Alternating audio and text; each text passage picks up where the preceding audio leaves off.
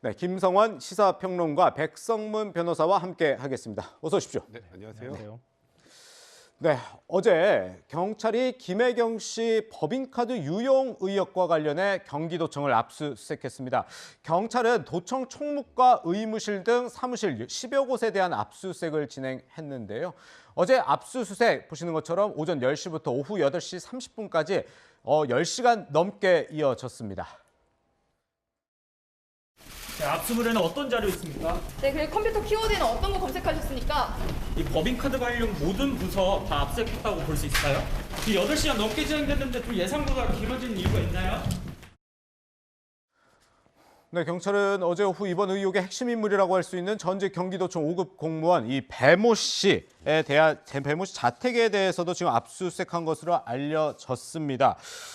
당초에 이 배 씨 자택을 압수수색했다는 소식은 알려지지 않고 경기도청 얘기만 있었는데 이 뭐 경찰이 미리 영장을 받아뒀다 이렇게 봐야 되는 건가요? 네, 영장을 받아뒀으니까 이제 압수수색이 가능했던 거고요. 지금 말씀하셨던 것처럼 배모 씨에 대해서 압수수색을 하는지 여부, 했는지 여부가 많이 알려지진 않았었죠. 예. 근데 그게 사전에 알려지게 되면 배모 씨가 잠적할 우려도 있다라고 경찰이 판단했던 것 같고요. 예. 이 사안은 어쨌건 경기도청에서 배모 씨를 고발을 한 상황이기 때문에 네.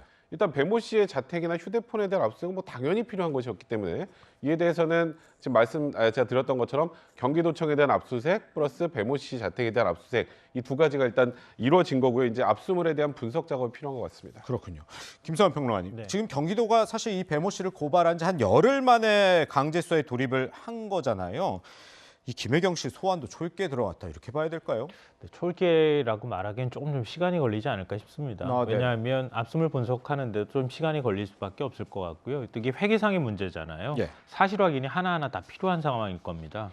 그리고 제보자에 대한 조사도 필요한 상황이기도 하고요. 네. 그러니까 그 과정들을 다 끝내고 난 다음에 그다음에 김혜경 씨에 대한 소환 조사가 이루어질 수밖에 없는 상황이기 때문에 시간은 좀 걸릴 수밖에 없을 것이다 이렇게 생각합니다. 네네. 다만 이제 언제까지냐라고 하는 게 문제일 것 같은데요. 그러니까 대선이 끝나고 난 다음에 지금 시간이 조금 지난 상황이고요. 네네. 새 정부가 출범하는 게 이제 5월 10일이잖아요. 네. 가급적이면 5월 10일 전에 아마 수사를 끝내려고 할 가능성이 있거든요. 예. 그러니까 아마 만약에 소환 조사를 한다고 하면 다음 달쯤이 되지 않을까 이렇게 개인적으로 생각합니다. 네. 변호사님, 이 압수수색 자체는 좀 늦었다고 봐야 되는 거예요? 아니면 적절했다고 봐야 되는 건가요? 사실 이제 국민의힘에서 고발했던 건 이제 지난해 12월이었는데 꽤 오래됐죠. 네. 사건을 놓고 보면 근데 기억할지 모르겠지만 대선 과정에서 지금 소위 이재명 그 당시 후보 측에 관련된 문제, 그다음에 윤석열 당시 후보 측에 관련된 문제를 전체적으로 다 수사를 다 내려놨었어요. 예. 이게 자칫 잘못하면 한쪽을 수사하면 편파 수사라는 그런 문제가 생길 수도 있고 또 정치적으로 이 사건이 바라봐질 가능성이 많기 때문에 그때는 사실상 수사를 하지 못했던 상황이고 이번에 일단은 경기도에서 배모 씨를 고발한 다음이니까 예. 지금 어찌 보면 뭐 수사가 늦었다면 늦었다고 볼 수 있겠지만 예. 현실적인 그런 상황을 고려한다면 저는 지금 시점에 압수수색을 진행한 건 굉장히 그냥 좀 정상적인 절차 수준이 아닐까 개인적으로 그렇게 생각을 합니다. 그렇군요.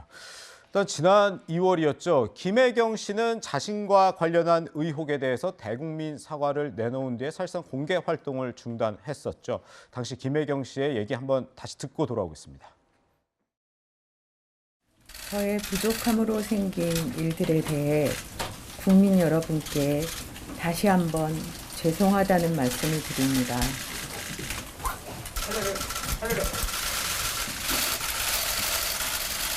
언론에 보도되고 있는 배모 사무관은 오랜 인연이다 보니 때로는 여러 도움을 받았습니다. 공과 사의 구분을 분명히 해야 했는데 제가 많이 부족했습니다. 제가 져야 할 책임은 마땅히 지겠습니다. 선거 후에라도 제기된 의혹에 대해 성실하게 설명드리고 끝까지 책임을 질 것입니다. 네, 선거 후에라도 제기된 의혹들에 대해 끝까지 책임지겠다 이렇게 김혜경 씨가 얘기를 했는데 일단 뭐 지금 경찰이 압수수색했으니까 그 자료들을 살펴봐야겠지만 일단 경찰이 들여다보는 내용 크게 한 3가지 의혹이라고 하는 것 같더라고요. 일단은 뭐 가장 주요한 부분은 이제 법인카드 불법 사용 문제가 되겠죠. 네. 근데 그 법인카드를 실제로 사용한 건 배모 씨의 지시를 받아서 제보자가 이제 법인카드를 쓴 것이고 예. 그 수익자는 일단 우리가 외견상 보기에는 김혜경 씨일 가능성이 많죠. 우리가 알고 있었던 뭐 소고기나 뭐 네네. 초밥이나 이런 것들을 최종적으로 소비한 곳은 김혜경 씨로 일단 보이니까 그렇다면 이 사적 유용과 관련해서도 배모 씨가 경기도청에 들어가고 나서부터 지금까지 사용한 모든 내역을 지금 경찰이 확보를 했다고 하거든요. 예. 그럼 그 수준이 어느 정도이고 그리고 김혜경 씨가 또 이 내용을 어느 정도까지 인지를 하고 있었고 그러니까 소위 공범으로 볼 수 있는지 네. 이 부분이 하나 포인트가 될 거고요. 두 번째는 더 앞으로 나가서 이 배모 씨가 실질적으로 공무원으로서 한 역할이 무엇이냐. 예. 사실상 뭐 김혜경 씨 수행비서 역할만 한 것이라면 이 채용 과정도 이제 문제가 될 수가 있거든요. 그래서 이 부분도 들여다볼 예정이고요. 그리고 이 문제가 처음 터지고 나서 이제 뭐 일단 김혜경 씨가 먹는 의약품 관련해서 대리 처방 의혹 있지 않았습니까? 예, 예. 그 부분까지 일단은 크게 세 갈래로 수사가 진행될 것으로 보입니다.